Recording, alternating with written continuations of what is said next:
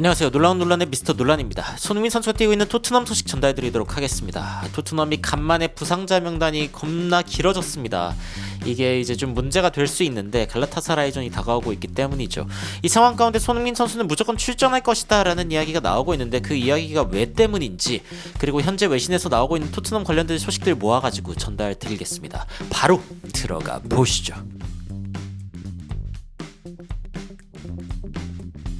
일단 애슬레틱지에서 이런 이야기를 했습니다. 안지볼 is working. 안지볼이 제대로 지금 작동하고 있다. 그러니까 통계적인 것들을 봤을 때 토트넘이 일단은 뭔가 향상되고 있다라는 게 보인다는 거죠. 어떤 이야기인지 살펴보면서 갈라타사라이전을 앞두고 토트넘의 분위기 살펴보도록 하겠습니다. 일단 작년 이맘때쯤을 생각해보면은 프리미어리그 10경기 치렀을 때 안지 포스테코글루 감독은 물 위를 걸을 수 있는 사람처럼 보였다. 거의 뭐 신적 존재처럼 보였다는 거죠. 그러면서 토트넘이 지난 시즌 진짜 그 어떤 누구가 기대했던 혹은 예상했던 것보다도 좋은 모습을 보여주면서 8승 2패 이대로 8승 2무였죠. 이 10경기 당시에 지난 시즌. 그래서 이렇게 가다 보면은 거의 뭐 승점 100점까지 갈 수 있는 거 아니냐 뭐 이런 설레발이 있었습니다만 지금은요. 지금은 그렇지가 않습니다.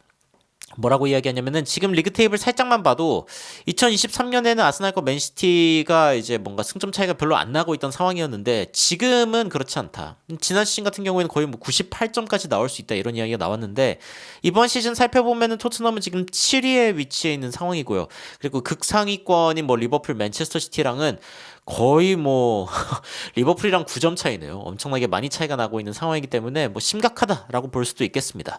물론 논란 채널을 자주 보시는 분들은 제가 전해드렸던 그 이야기 있죠. 상대 전적으로 봤을 때는 토트넘이 오히려 승점이 앞서고 있다. 특히 지난 경기 아스톤빌라전을 저번에는 홈에서 졌었는데 이번에는 이기면서 상대적으로 봤을 때는 토트넘이 지난 시즌보다 잘하고 있다. 그래서 이제 만약에 일정이 아예 똑같았더라면은 그러면 이제 이런 모양일 것이고, 지난 시즌은 일단 어떻게 보면 좀 쉬운 일정 혹은 좀 좋았던 일정이 미리 앞에 있어서 그래서 더 좋은 성적을 내고 있었다라고도 해석 가능합니다.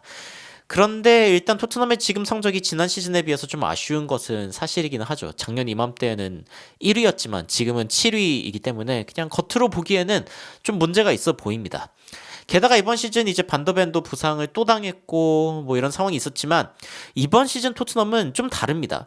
라두 드라구신이 그 자리를 메꿀 수 있기 때문이고, 그리고 손흥민 선수가 몇 경기를 못 뛰는 것도 토트넘에게는 뭐 지난 시즌 같으면 치명타, 완전 치명타 중에 치명타였겠지만 지금은 뭐 존슨이라던가 다른 선수들이 그래도 그 골의 공백을 채워주면서 자신의 역할을 좀 해주면서 가까스로 이제 카라바오컵도 탈락하지 않았고 잘했습니다. 이런 점들을 보면은 지난 시즌 카라바오컵 광탈 혹은 FA컵에서 탈락했던 1월에 탈락했던 토트넘을 봤을 때 그때보다는 훨씬 나아졌다라는 평가가 나오고 있는 것이죠. 특히 뭐 손흥민 선수 없이 맨시티전 이긴 거, 손흥민 선수의 그 도움을 기점으로 해가지고 아주 역전의 역전을 만들어낸 토트넘 4대1로 이긴 이 경기도 정말 대단했죠.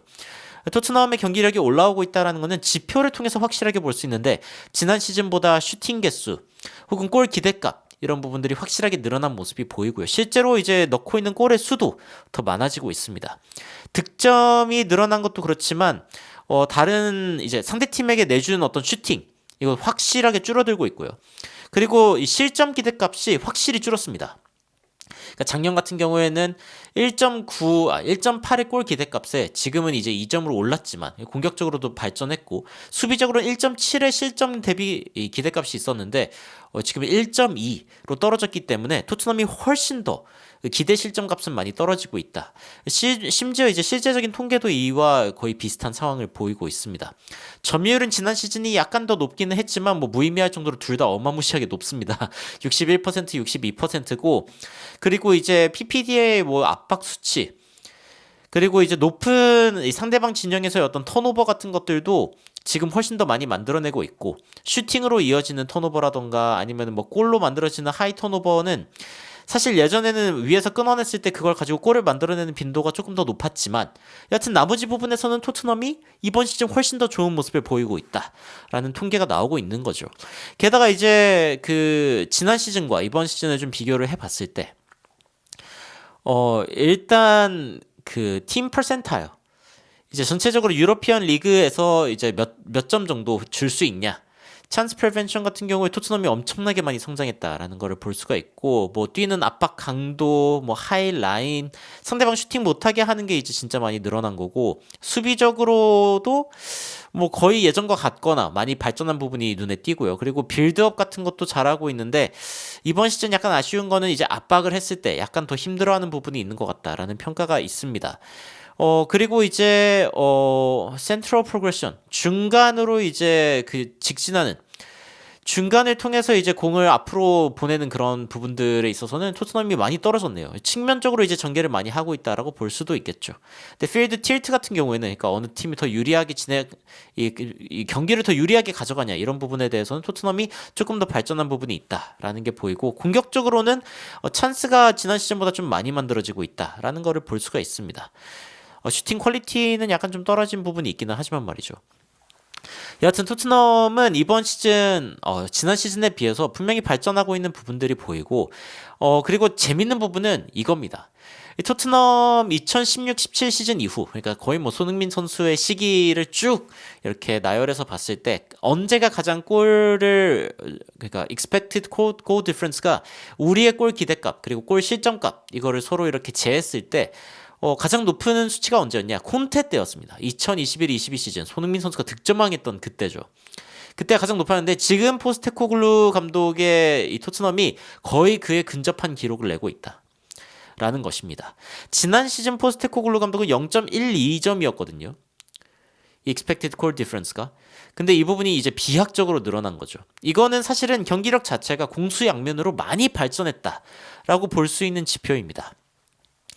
콩테가 2021-22 시즌에 이런 모습이었다가 그 다음 시즌에 이제 굉장히 많이 무너졌는데 물론 뭐 사적인 이유도 있고 여러 가지 어떤 전술적인 이유도 있었지만 포스테코글루 감독은 두 번째 시즌에 비약적으로 발전을 하면서 토트넘에게 오히려 좀 희망을 보여주고 있다라고 보여지는 지표이기도 합니다. 언론에서는 그래서 토트넘이 어떻게 될 거냐 뭐 물론 지금 당장 뭐 완벽하다고 볼 수는 없는 팀이기는 하지만 그리고 이제 브라이튼에게 3대2로 졌던 게 뭐 이제 예외적인 상황인지 아니면 실제로 어떤 근본적인 어떤 문제가 있는 것인지에 대해서는 좀 지켜봐야겠지만 그럼에도 불구하고 현재의 토트넘 우리가 이야기할 수 있는 점은 조금 더 강력해졌다. 조금 더 완전해지고 조금 더 강력해졌다라는 평가를 받고 있습니다. 그리고 조금 더 이번 시즌 이 매니저가 원하는 식의 어떤 팀이 만들어지고 있다. 라고 이야기를 하고 있는 거죠. 이번 시즌 토트넘이 결국에는 어떻게 끝나게 될지 아무도 모르기는 하지만 첼시 경기에서 그러니까 작년 첼시 경기에서 완전히 박살났던 그 디자스터 재앙이 다시 한번 펼쳐지지만 않는다면은 그럼 토트넘은 이번 시즌 생존할 확률이 높아 보인다. 그리고 생존할 뿐만 아니라 조금씩 속도를 더해가고 있을 수도 있다. 라고 이야기를 했습니다. 사실 토트넘이 지난 시즌 뭐 로메로 혹은 반더벤의 부상이 있다? 거의 뭐 리그가 끝나는 듯한 분위기였죠.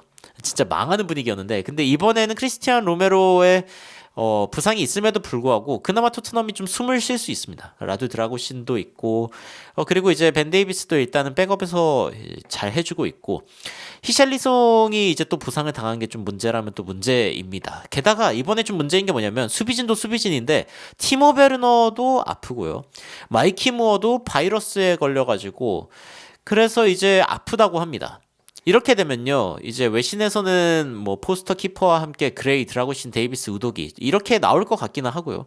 비스만, 메디슨, 베르발 사실은 이제 미드필더진은 그렇게 걱정되지 않습니다만 공격진에서 마이키 무어, 랭셔, 손흥민 이렇게 이야기했지만 마이키 무어 선수는 못 뛸 확률이 굉장히 높습니다. 굉장히 높은 게 아니라 못 뜁니다. 이렇게 되면은 누가 뛰어야 되냐? 진짜 랭셔 선수를 이제 데려올 것 같기도 하고요. 왜냐면은 주중에 또 리그 경기가 있기 때문에 지금 뛸 수 있는 선수가 솔랑키, 존슨, 손흥민밖에 없습니다. 1군에서는. 그 아까 이야기했던 랭셔를 데려오지 않으면 이 세 선수가 오늘도 뛰고요. 그러니까 지금 돌아오는 새벽 2시쯤에 있는 경기 갈라타사라이전도 뛰고 그리고 그 다음에 있는 입스위치와의 경기도 뛰어야 되는 상황이 되는 것이죠.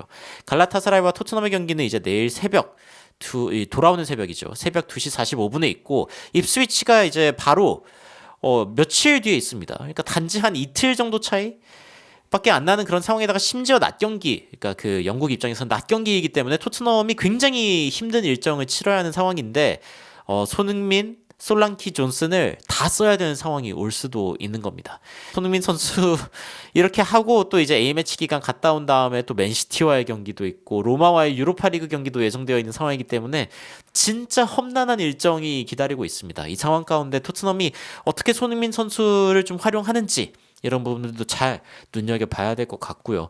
무어 베르너 다 못 뛴다고 했기 때문에 손흥민 선수의 출전은 뭐 확실하다라고 이야기할 수 있는 수준입니다. 여러분들은 갈라타사라이전을 앞두고 토트넘에 대해서 어떻게 생각하고 계신지 굉장히 궁금합니다. 그래도 외신에서는 주요 선수들이 가끔씩 빠질 때에도 무너지지 않고 계속 오뚜기처럼 일어나고 있는 토트넘을 두고 작년보다 낫다라고 판단하고 있는데요. 여러분은 이번 시즌 토트넘에 대해서 어떻게 생각하고 계신지 그리고 다가오는 경기에 대해서 어떤 기대를 하고 계신지 댓글로 의견 남겨주시면 더욱 흥미롭고 재밌는 소식으로 찾아뵙도록 하겠습니다. 이상 놀라운 논란 미스터 논란이었습니다. 시청해주셔서 감사합니다.